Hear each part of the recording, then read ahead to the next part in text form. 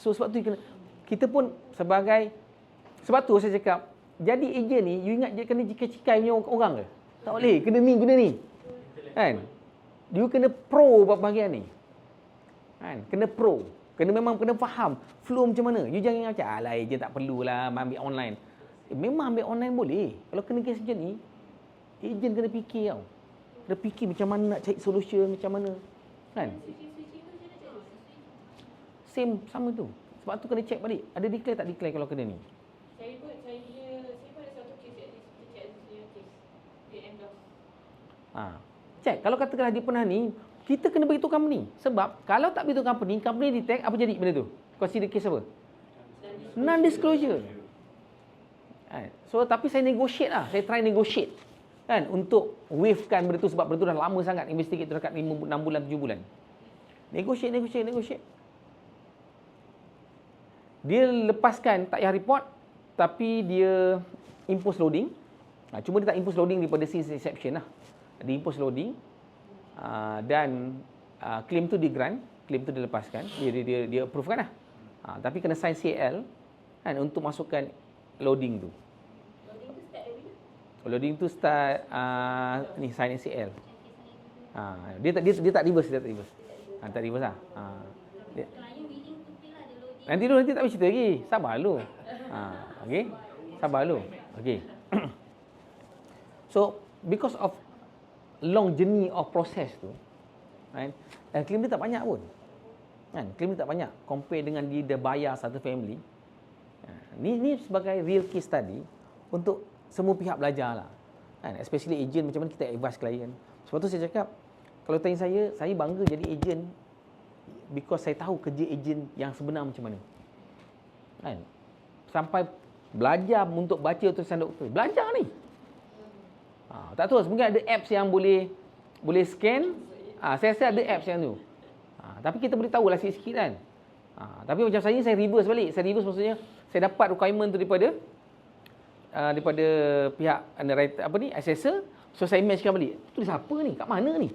Oh iyalah, jumpa lah. Tulis kecil tu 2020 berapa, lepas tu sakit apa semua. Study kat Google balik, tengok sakit ni. So kita akan lebih faham proses tu dan kita lebih jadi matured dan kita lebih berhati-hati bab compliance ni lah. Kan? So bila dah keluar benda tu, macam biasa,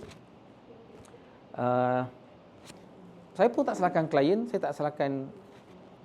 So, pada saya lebih kepada macam mana proses tu dibuat lah. Sebab tu, ejen kena tanya, pernah tak? Sebab soalan dia clear, pernah tak you masuk ward ataupun dapatkan rawatan ataupun pergi ke check up? So, kena baca word by word tu, fahamkan benda tu. Jangan ingat macam, tak ada, tak masuk ward pun, tak buat rawatan pun. Bukan isu tu. Kalau you tak ada apa-apa, you pergi check up tak? Tak. You kena ingat, takaful is about what? Ingat tak personal financial risk assessment? Kan? It's about what? Takaful ni. Risk. So, kalau katakanlah dia pergi check, kan? Pergi check, mesti ada simptom pergi check. Kalau tidak, takkan dia pergi check. Unless dia buat no regular check up. Kan? So, you buat regular check up.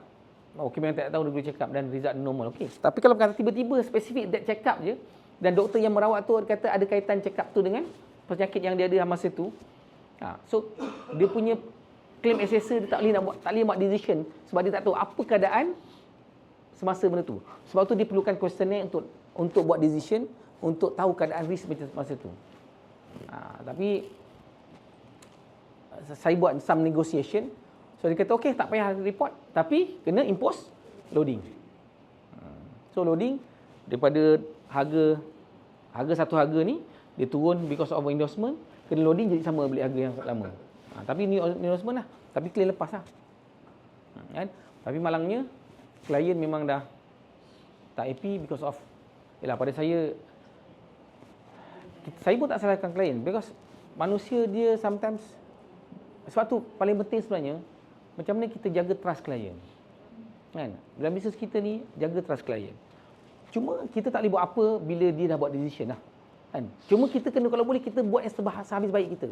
Kan? Dia jangan lepas tangan. Biarlah orang cakap kita makan duit klien lah, kita tak buat kerja lah. Itu Dia yang nak cakap macam tu, dia boleh cakap apa dia cakap. Tapi kita, tanggungjawab kita, kita earn commission, kita mesti deliver kerja kita. Kan? Sebab tu saya cakap, selalu datang office, belajar benda macam ni. Benda macam ni tak akan dapat kat luar. Even company pun kadang-kadang tak pernah jumpa benda ni. Kan? Dia pergi trainer lain pun belum tentu jumpa benda ni. Sebab benda ni memang real case study. Dan kita tahu kan, kalau kita bincang kat sini adalah real case study.